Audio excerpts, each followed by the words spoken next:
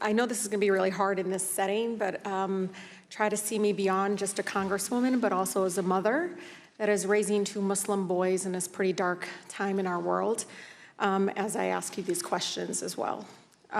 For years, advocacy organizations, as you already know, have been pleading with you and your team to prohibit hate groups from using the events page, which fuel violence against African Americans, Muslims, Jews, immigrants, and the LGBT community. And you claim you're very serious about addressing it. And in 2018, even before Congress, you stated, I quote, "We do not allow hate groups on Facebook. If there's a group that their primary purpose or a large part of what they are doing is spreading hate, we will ban them from the platform overall." So, Mr. Zuckerberg, yes or no, is it still your policy to ban hate groups?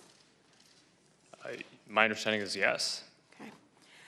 Group's community standard right now, as it reads, it says, quote, "We are committed to making Facebook a safe place." Yes. Very good. Expression that threatens people has the potential to intimidate or exclude or silence others isn't going to be allowed on Facebook. I want to refer to a photo up on the monitor right now showing a man holding a rifle outside of a mosque, intimidating fellow Americans. Mr. Zuckerberg, yes or no, does this meet your community standards? Congresswoman, I'm not sure I'm in a position right now to evaluate any given post against all of the different standards that we have. So white supremacist hate groups still regularly use the events pages to organize threatening protests in front of mosques, and these protesters are often armed. The hateful rally in this picture was planned on a Facebook event page. And I do want to submit, for the record, Madam Chairwoman, a press release and statement from Muslim advocates. Muslim civil rights groups to Zuckerberg reported hate groups are still on Facebook. And then also a Newsweek article that says Facebook has failed to stop anti-Muslim hate groups despite Mark Zuckerberg's pledge. So why haven't you stopped? Without objection, such is the order. Thank you, Madam Chair. Why haven't you stopped hate groups from using your events page, and are you endorsing these groups by leaving their events page up? Congresswoman, thanks for raising this. I mean, this is an area that I think is very important and that I take very seriously. It's very hard to police every instance of this, and a lot of the content and the stories that you're talking about, I would personally condemn, and I don't think that this is the type of thing that I want on any of our platforms. So, and I'm committed to making sure that we continue to invest more and do a better job here. We're not perfect. We make a lot of mistakes. There's people share across our services more than 100 billion pieces of content a day. So even if we make mistakes on a relatively small percent, that's still a lot of mistakes in both directions. Things that we take down that shouldn't be taken down, and things that we miss, that we leave up, that we should have gotten to. And this is a constant effort to do better. As the state of the art and the technology improves, certainly the state of AI today to be able to identify different things is so much better than it was 5 years ago.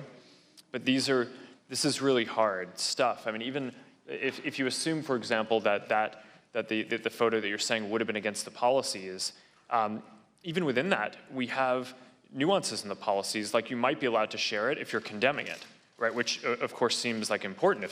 If there's some sort of racist attack, you would want people to be able to share a video condemning it, but you wouldn't want people to be able to share a video of that same attack glorifying it and trying to encourage others to copy it. And that ends up being nuanced kind of linguistic analysis. We operate in more than 100 countries around the world. This has been one of the areas it's been hard for us to execute as well as I think you and I would like us to, but we are improving, and I think this is an area that I take very seriously. Thank you. Recently, Facebook has taken this step further by permitting politicians to violate their community standards. Mr. Zuckerberg, why should the very politicians who lead our country be held to a lower standard for truthfulness and decency than the average American?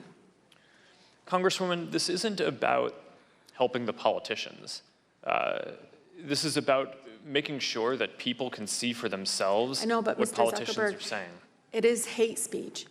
It is hate. And it's leading to violence and death threats in my office. It's untruthful. And I understand that folks are working on it, right, on your team. But if it's leading to actual real violence towards people that are innocent, that are not, these are untruthful statements, but also those that, again, it's a pretty dark time in our country. We need to be able to play a part in reducing that violence. Chairwoman, do you mind if I add some context on that question? I'm sorry, the time has expired. We have people waiting. Thank you. We would like for you to answer in writing, though. Any questions?